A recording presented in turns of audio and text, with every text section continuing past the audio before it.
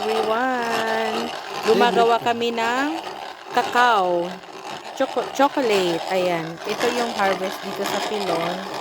And ginagawa namin manual pa lang. Ayan.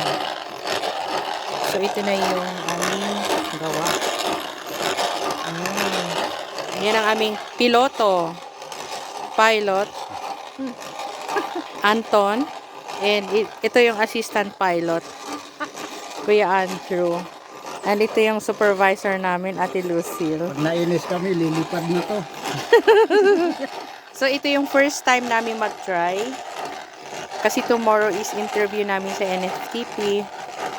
So, actually, nagumawa na tayo, but hindi gumamit ng nito. Pinagiling sa palengke. Gumawa na kami ni Kuya Vic. So, yan. But ito yung first namin na talagang kami yung manual gumagawa. Ayan. Yan ang aming cacao.